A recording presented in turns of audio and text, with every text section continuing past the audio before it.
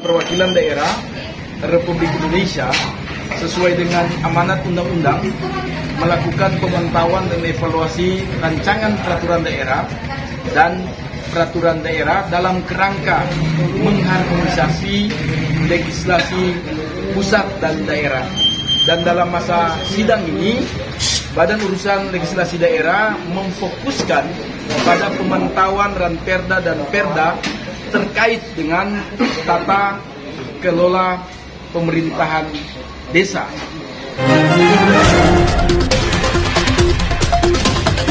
Dan dalam beberapa waktu berjalan ini, sebagai anggota DPD RI, tapi juga dalam tugas dan tanggung jawab sebagai Ketua Badan Urusan Legislasi Daerah BLD, DPD RI melakukan berbagai pertemuan baik dengan pemerintah daerah, dengan asosiasi pemerintahan desa seluruh Indonesia, APDESI, dengan sejumlah kepala desa atau hukum tua, bahkan dengan ketua Badan Perwakilan Desa DPD, tetapi juga dengan kelompok masyarakat, termasuk di dalamnya teman-teman wartawan terkait dengan pemilihan kepala desa, di mana sampai sekarang ini pemerintah daerah menyatakan kesiapannya untuk melakukan pemilihan kepala desa, tapi menunggu aturan turunan tentang mekanisme tata cara pemilihan kepala desa,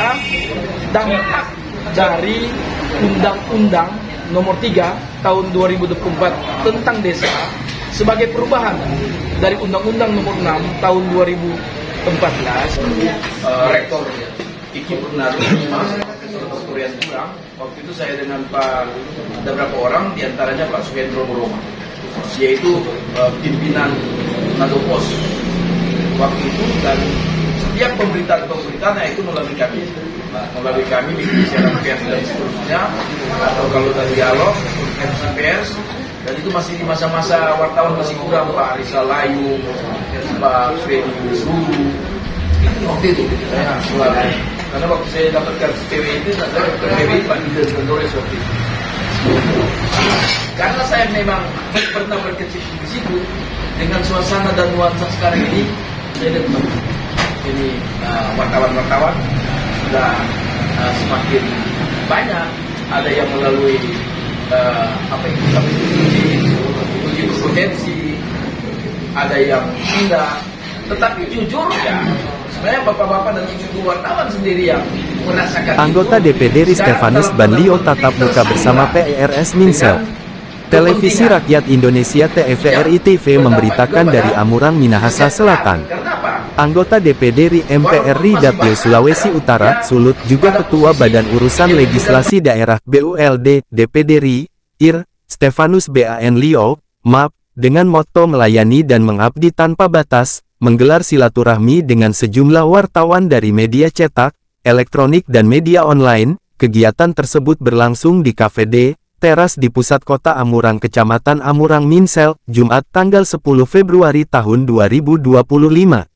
Dalam pertemuan yang berlangsung dalam suasana santai, didampingi mantan anggota DPRD Minsel Franky Lelengboto, Frato, juga tokoh masyarakat, Petrus Tumbuhan dan Roli Rorim Pandey, Eping Tuwok, Jeffrey Maramis dan Rio Joseph. Senator Stefa juga mantan wartawan di Sulut, juga anggota Persatuan Wartawan Indonesia PWI. Senator Stefa mengucapkan terima kasih kepada seluruh wartawan yang telah hadir. Puji syukur kehadirat Tuhan, kita berjumpa lagi. Ini adalah pertemuan perdana kita di tahun yang baru dengan rekan wartawan Minsel, ujar Leo. Senator Stefa mengatakan, dapat menyerap aspirasi masyarakat, maka lewat rekan-rekan wartawan kami dapat menyerap informasi terkait masalah-masalah desa di Minahasa Selatan.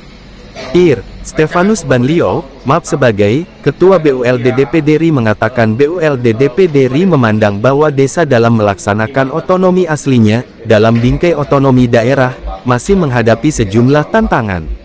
Bahwa sesuai pengkajian dan pengayaan awal, setidaknya BULD DPD RI menemukan empat aspek yang berpotensi sebagai pokok persoalan dalam tata kelola pemerintahan desa yang perlu menjadi perhatian.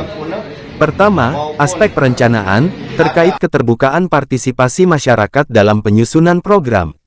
Kedua, aspek penganggaran, mengingat peningkatan dana desa sering diiringi kasus korupsi. Ketiga, aspek kebijakan, menyangkut produktivitas desa dalam menyusun peraturan dan inovasi pengelolaan urusan desa. Keempat, aspek kelembagaan, karena peran Badan Permusyawaratan Desa (BPD) yang dinilai belum optimal, ujar Lio. Di acara silaturahmi ini saling tukar pendapat, gagasan dan tanya jawab. Ada beberapa wartawan mengajukan pertanyaan tentang desa, pemilihan hukum tua juga hukum tua yang bermasalah.